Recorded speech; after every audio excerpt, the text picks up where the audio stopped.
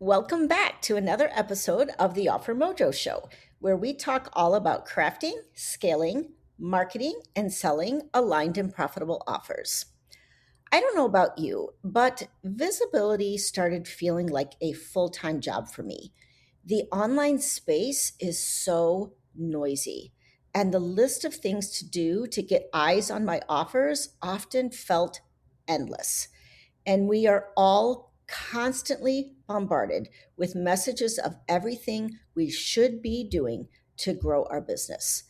But today, I want to share a different perspective. And it's this: small but aligned visibility efforts are far more effective than one big misaligned visibility strategy. And you know how I know? Because I tested it. So if you're tired and overwhelmed by all of the chatter, I want this episode to feel like someone just turned the volume way down and handed you a simple visibility decision filter. Here's what I'm noticing right now: there is so much how to do visibility noise online. And honestly, none of it matters if you're stuck in strategies that don't work with how you're wired to show up. What I'm learning is there's no single right way to do visibility. The list of strategies is a mile long. Bear with me because I'm going to name them all: social media, podcast, blogs, email, YouTube, speaking, communities, networking, bundles, guesting, SEO, collaborations. It just keeps going like a damn Energizer bunny. And when you think you need to do everything, it doesn't motivate you, it just overwhelms you. So you either push yourself into strategies that you dread, or you shut down and do nothing. And my belief is the answer is neither of those. The answer is small steps several times per week in ways that feel good for you. Now, I want to be completely upfront. I'm a marketer. I know traditional marketing, and I've always had an omni-channel approach, meaning I naturally show up in a lot of different ways in a lot of different places. But I'm going to be honest, sometimes that omni-channel approach is natural for me, and sometimes it's just me knowing the rules about what I'm supposed to be doing. So last year, I decided to run an experiment. I tried practically everything for visibility. And yes, it was definitely exhausting. And when you hear me break down my experiment, you're going to say, oh my God, that sounds like a lot. And you're absolutely right, because it was a lot. But it gave me a very clear view of what aligned visibility actually looks like in the real world. So here's what I tested last year. I did my podcast, my blog, my newsletter, all on a weekly basis, LinkedIn, Instagram, Threads, YouTube, Pinterest, joining business communities, coffee chats, speaking at summits, participating in bundles, and podcast guesting. But I wasn't doing it mindlessly. I was paying attention to three things the whole time. One is, what did I actually enjoy? Two was, what produced ROI in my business? And three, what did it cost me in time, money, and energy? And later in the episode, I'll share what I learned from those channels. But first, I wanted to find something because this is the key to understanding everything that I'm sharing. When I say aligned visibility, here's what I mean. Aligned visibility is when a strategy produces results and it's in line with how I naturally operate. So for me, when I'm aligned, I'm having fun. Business flows. I don't feel dread about showing up. And I can actually stick with needing to force without needing to force myself. And when I'm not aligned, I can usually tell because I procrastinate, I start searching for better ways to show up. My energy gets really low, and I just want to hide behind my computer. And the part that really matters the most, you can't out strategize misalignment. You can have the most brilliant plan, and if the strategy doesn't fit you, you will either avoid it, resent it, or abandon it. Because I've tried so many things, I've gotten pretty good at deciding what works for me and what doesn't. And I want to share the filter that I use to make decisions. These are the exact questions that I ask myself.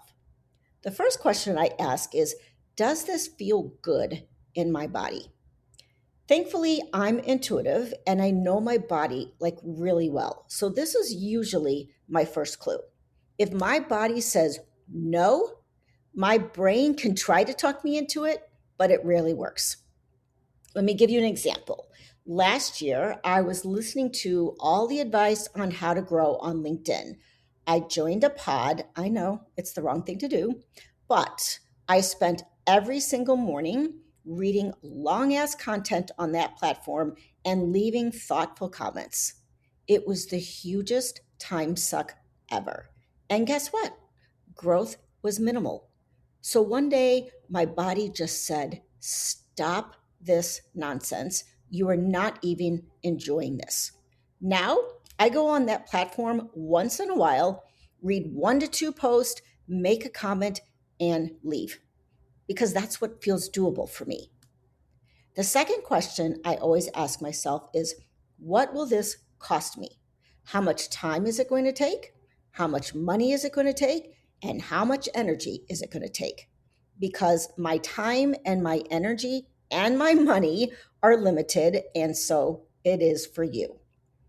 Here's another dumb thing I did. I decided to test Pinterest as an SEO strategy. I gave it the 3-month test, producing 3 posts per day to drive traffic to my blogs and website. All the Pinterest strategists will swear that this is the best strategy ever. And it probably is for the right business. But guess what? No one is searching for my type of service on Pinterest. My ROI was 9 visits to my website and a huge time, energy, and money suck. But now I know, no on Pinterest for me. The third question I ask myself is this worth it? Now, this is actually the trickiest question because a lot of visibility strategies are a long game.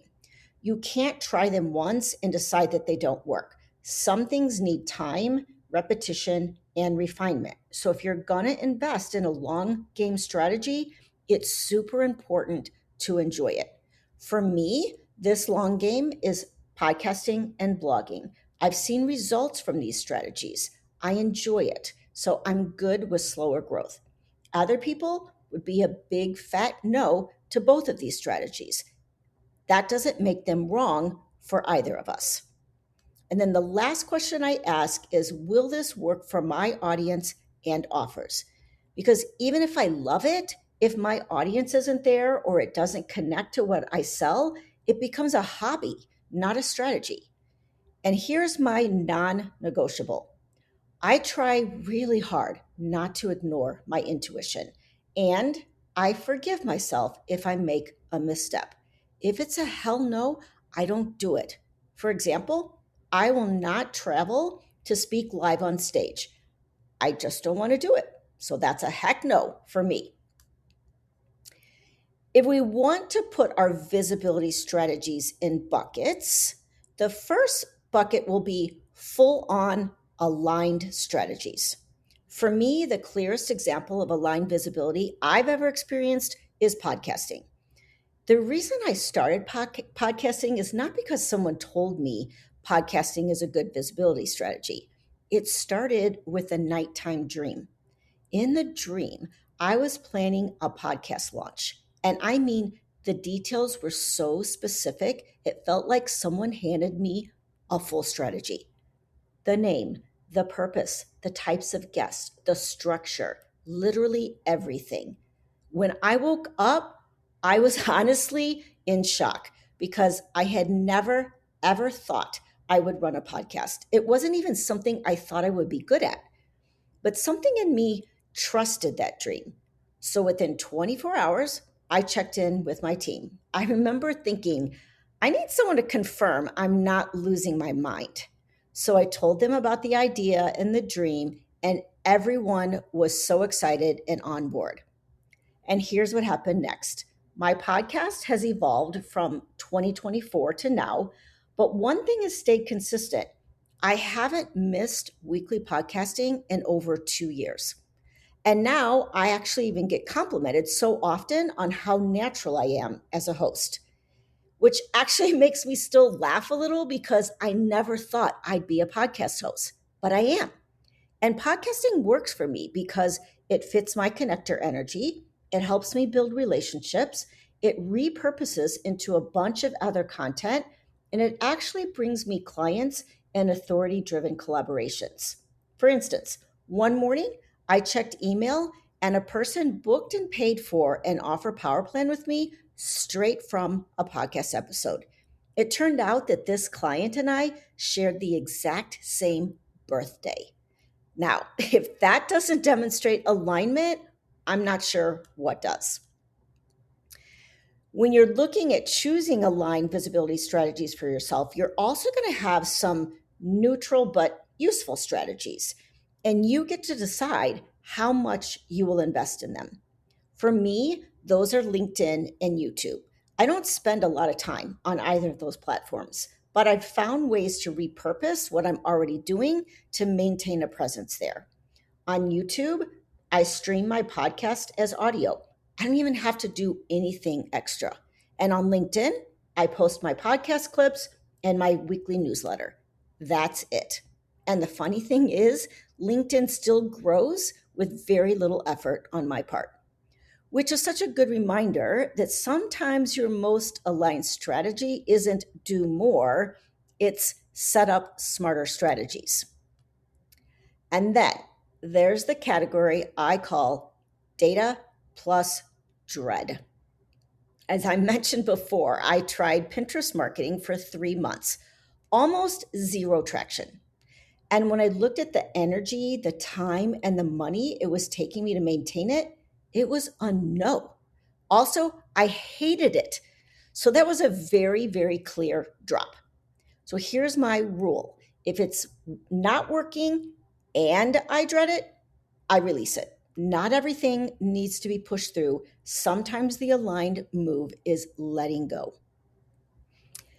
Now, I want to share a client example because this is where strategy becomes very personal. I had a client recently where I chose YouTube and public speaking for her, not because I think everyone should be on YouTube.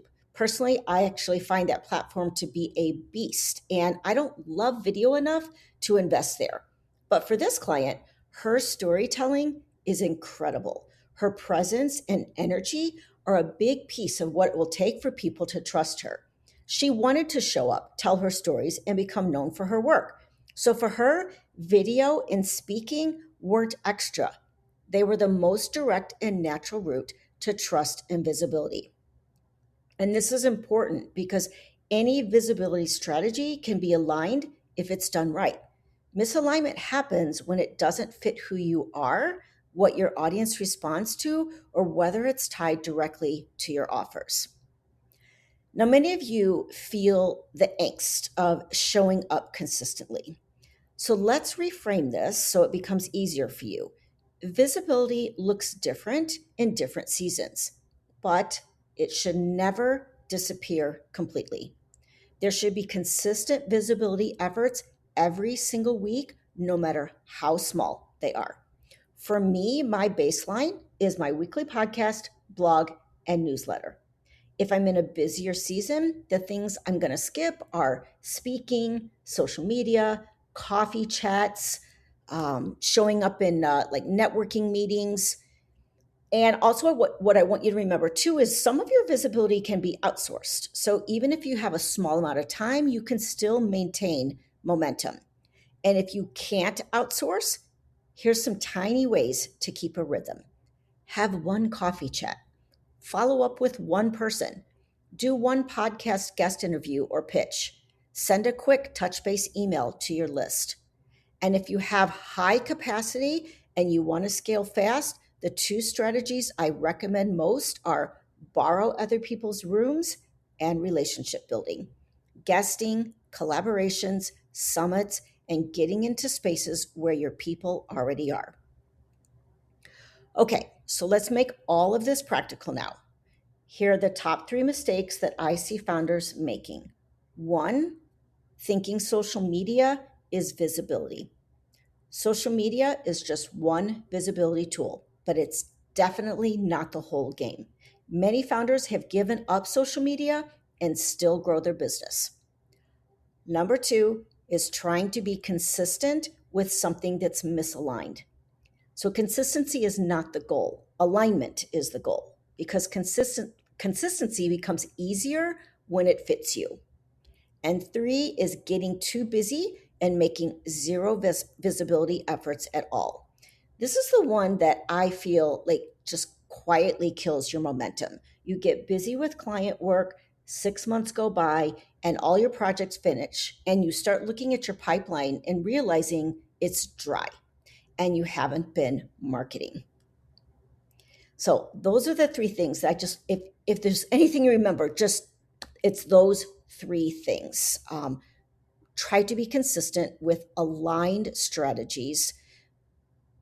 Don't rely completely on social media, and don't think that social media is the be all end all, because there's so many other better strategies. And if you're busy, just try to make little tiny efforts every week to maintain visibility. So here, I want to give you just a quick little visibility menu that you can start with, but ultimately, you know what works for you and what doesn't.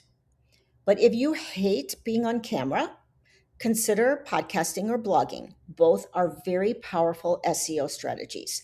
Then add just one relationship-based strategy that fits you. If you love talking and connection, business communities, podcasting, and coffee chats can work magic.